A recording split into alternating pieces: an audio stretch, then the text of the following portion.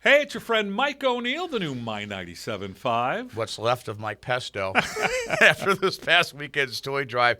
I was just joking with Mike. This may be a more Mike O'Neill, less Mike Pesto podcast. A lot of me, yes and no, shaking my head to some trivia questions, which we'll get to in just a moment.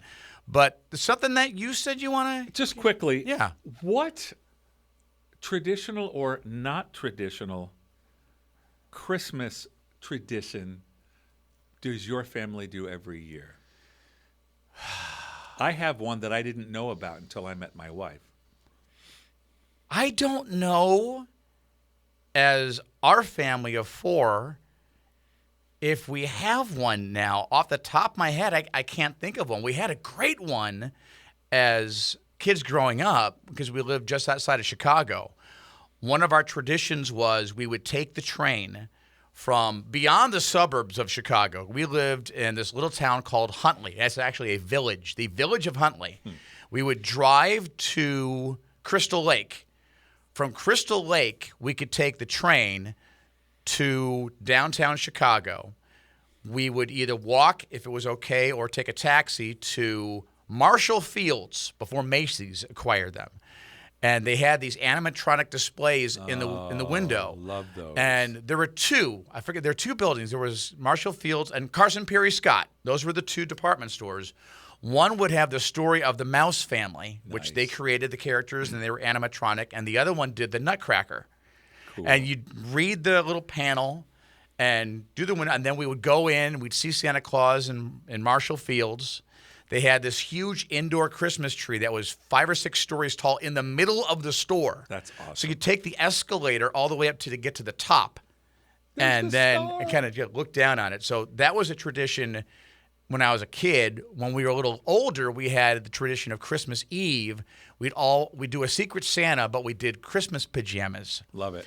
So you wore you had to wear them. Yeah. No questions asked. So you wore them that night and then wear them all day during Christmas. We did the pajamas a couple of times. Okay. Cool one my wife did. She does it still to this day. And my kids are in their mild. Well, one's 40, one's 30, one's 26. So, it's called Santa Mouse. Okay. It is a small mouse that is Santa's helper and leaves a gift often in a specific spot, like a Christmas tree for children to find. It's based on the Michael Brown book from 1966, Santa Mouse. But every year, everybody gets a Santa Mouse gift. And she thinks hard about it. It's just a cute little gift that says, I see you, I know who you are. Okay. And you find it, and it's in the tree. Did you get your... And it's funny because it's so low-key. Everybody forgets every year. It's like, okay, well, everybody goes around and around and around, and all the presents are open. Okay, all right, I guess I'm going to go. Hold on. Did you get your Santa Mouse gift yet?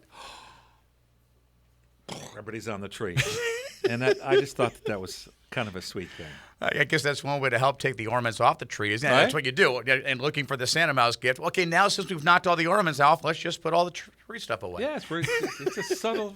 You guys did Elf on a Shelf too. Didn't I you? was just going to say that as I was thinking about it, that's one that to this day, and our elves have not made their appearance yet. And my daughter, who's 13, she was asking just yesterday, why haven't the elves shown up yet? The elves used to follow us everywhere. There was one year for Christmas that Santa Claus got us a trip to Disneyland. And as we were dropping off the dogs at the shelter at the time, we got back in the car, and lo and behold, our elf on the shelf was hanging off the rearview mirror. That's funny. And there was a little note that said what we had to do next. So that they had no idea. We drove down to Scavenger hunt Disneyland. esque. So very much so. I love it. And our elves have not shown up yet. Maybe it's because one of us has not all been that good enough yet. Yeah. So getting off Christmas for just a moment. So you had your hijack. I've got one as well. And then we've got some Christmas trivia that we want to get to. So we're going to quiz each other, and then you can kind of play along as well. I haven't mentioned it yet, but thank you for watching and listening. We really do appreciate it. On our YouTube channel specifically, please do subscribe. We're going to pop up a whole lot of videos there. So please check that out and see what's there already. But I had the mayor of Visalia on with me for one of our public affairs shows not too long ago, and basically gave him a chance to do a State of the City address. And one of the things that he brought up was Chick-fil-A. I'm like, okay, so do you have a timeline on it? He said, no, nothing yet, but it is coming. Then I read in either the Sun Gazette or the Times Delta that Tulare is getting a Chick-fil-A. So the question online at my975fm.com, who is getting Chick-fil-A first? Visalia, Tulare, or is this going to become a Great Wolf Lodge and it's not going to happen anywhere? Well, my daughter is ready. She is the biggest Chick-fil-A fan. I'm like, that's not my favorite fast food. I mean, they do what they do very well. But my daughter's like, could it open today? They haven't broken ground yet, have they? No, apparently they've been working on the infrastructure around where it's going to be in Tulare. I don't know what's going on with Visalia. The more and more I think about it, I hate saying this, but I'm leaning towards neither, at least by the end of next year. I'm hoping I'm wrong and that they both get one, but at last check, Tulare is leading the vote. Got it. Well, we'll have to see. We're getting a new Save Mart. We're getting a new couple of things in Tulare. And there's really coming along. There's the talk of Great Wolf Lodge possibly coming to Tulare, or a Top Flight Golf, or a Bass Pro Shop. There's been some talk of that. There's the area where they would like to put it in. They just don't have those businesses attracted yet. It still could happen. Adjacent to Aldi there is Visalia is ripe for development there. You can see how they've made that road, that strip there, and there's parcels, and something's coming. It's going to be a whole shopping district. South Visalia, where Texas Roadhouse is, and there's a bunch of other things that are there, and there's an area for a whole lot more. Sure is. All right, so a few years ago, this must have been at least 20 years ago, this was in the Salinas Mall, when I used to live in the Salinas Valley. They'd have a Christmas kiosk there, and they had, if you're watching the video, you can see this 'Tis the Season Christmas Trivia. And this box is filled with these cards. Now, this is not an honor system, obviously. I have not looked at the cards I have given you, Mike O'Neill, and I have not looked at the cards that I have here, so we're just going to go back and forth and ask some questions. You want to go first and see if you can stump me on one? All right. Pick whatever one you like. There's like 5 or 6 questions on each card. I like this one. Okay. In Miracle on 34th Street. I got this. Huh? I know that. I know this movie like the back of my hand, so whatever the question is, I got this. What does Susan teach Chris to do? Blow bubble gum. That's exactly and then it gets right. stuck in his beard. That's and exactly ouch. right. Yep. Okay, see, I had to think about it for a second. I'm like, maybe he did stump me. All right, so I think I've got one from that movie as well. In Frosty the Snowman, who provided the voice of Frosty? Happy birthday. Gosh, I can't remember that. I never would have guessed it. Who is it? Jackie Vernon. That's exactly who it is. True, false. Mike O'Neill nailed it. It's one of those things that you remember seeing, but I couldn't pull it out. Okay. Yeah, I've never watched it 8 million times. Now, if you had asked me who was the narrator of the snowman in Rudolph the Red-Nosed Reindeer, that I would get Burl Ives. Burl Ives, yeah, and which we play his song. One of the most famous Rudolphs that there was. All right, so now I got to get one for you, right? Yes, sir. What carol contains the line, "Shall come to thee, O Israel"? Do do do do do. Oh come, oh come. Is it "Oh Come All Ye Faithful"? Emmanuel and ransom captive. And it eventually get around to "Shall come to thee, O Israel." Okay. Okay. So this is actually going to be on, and I'll research it. And if you listen later on this week, My Mornings with Mike Pesto, I know Apple has the rights now to all things peanuts. So they let us, usually it's one night, sometimes two, watch the Christmas, the Thanksgiving, and the Halloween specials. The Christmas one has not been made available yet. I will let you know when it will be. But in A Charlie Brown Christmas, who is the finest skater, Lucy or Snoopy? Snoopy. Got that one right. And I'll camp on. All right. In A Charlie Brown Christmas, what does Lucy want for Christmas? And I'll say it just like her if you give up. I know what Sally wanted. Money, 10s and 20s. Yep. But what did Lucy want? Real estate. That's right. That's right. Ooh, this isn't on the card, and maybe you and I talked about this already, but in that same vein, when that special first aired, who sponsored it? I know this. I did know this. Okay. God, we talked about this. I'm not going to pull it out. You just said it very recently. So it was you and I were talking about it. Okay. And you told me, and I'm like, oh, really? I didn't know that, and I still don't know it. Is it getting old fun? Yeah, right? Who am I? I don't remember. Coca-Cola. That's right. So I'll take irony for 200 since I'm the Coke guy. Here's the cool thing, and my wife picked this up at Walmart. It was my birthday present this year. It was the Blu-ray of all 4 of the Peanut specials. And on the Christmas one, each one had a separate Blu-ray.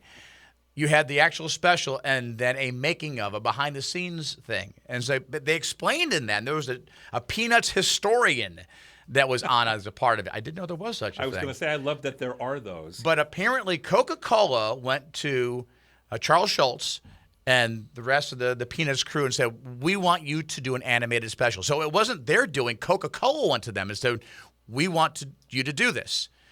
And they said, sure, no problem, realizing they had no idea how to put together an animated special like that because they had just done the comic strips up until then. Nothing that was showing any action. So it was trying to figure out how Linus would walk, how Snoopy would walk, all of those things, and their voices, and the fact that they used a lot of kids in it, which was and being a production guy, those are always duct taped together, phrase by phrase. So that must have been a fun process. And it's funny you say that because I think 2 of the voices were professional kid actors. The others were all amateurs. The girl who voiced Sally couldn't read. So they literally had to read the line to her, turn her microphone on, and she repeated back what she just heard.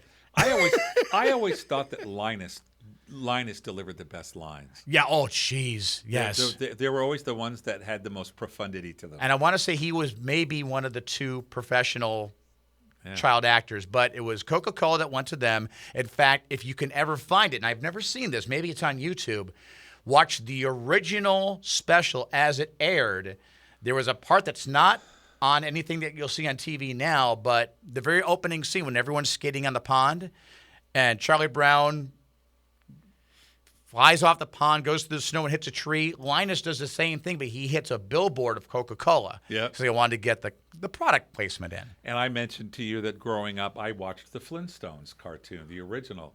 And it was sponsored by Welch's Grape Juice. And you know this because in the first season, little Pebbly Pooh said, woo-woo, gagoo, for Welch's Grape Juice when she wanted, and they gave her a little purple glass. Please tell me there were subtitles underneath that, because even as you're saying it, I have no idea what she's saying. But it was cool. It was cool. Hard one or an easy one? Give me a hard one. So one more for me, and I've got one more for you. Shouldn't be too hard, because under which parent's dinner plate do Italian children put their Christmas letter?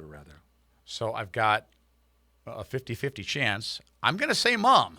Dad. Oh. Dad's their father's dinner plate. Okay, so I got one more. The easy one you. was going to be, what's the name of the most famous Christmas ballet? Oh, the Nutcracker. There you go. I wanted to give you one back. The most famous. Is there another one? Yeah, right. If there is, let's see, how many famous Christmas ballets have I been to? That'd be none. All right, so since you kind of gave me 2, I'll give you 2. This one's tough. What is the last thing the Grinch takes out of the refrigerator? So think of the song, I think. Or the poem, definitely in the poem. What is the last thing the Grinch takes out of the refrigerator? Oh, And it was a can of. In other words, so he's on the. I think I know it. Okay. But at this point, he's in the houses. He's still taking everything. Two sizes too small. He's stealing stuff. The very last can of Who hash. Who hash it is. All right, nice job. All right, so last one. In It's a Wonderful Life, which I've already seen once and I will be seeing again before the season's over. What business did Mr. Martini appropriately own? Martini's Bar.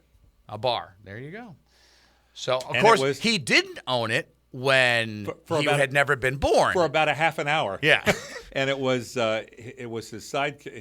his friend and assistants in real life had his name on it, and there was no Martini. Very true. So, maybe we'll play this again because, as you saw, if you watch the video, there are a lot of cards here that we can get to. So maybe we'll play again another round. If you would like us to, especially on YouTube, let us know. If there's another Christmas trivia game think we should get our hands on and play that, you can let us know that too. And this Christmas, look in your tree. There could be Santa gifts there.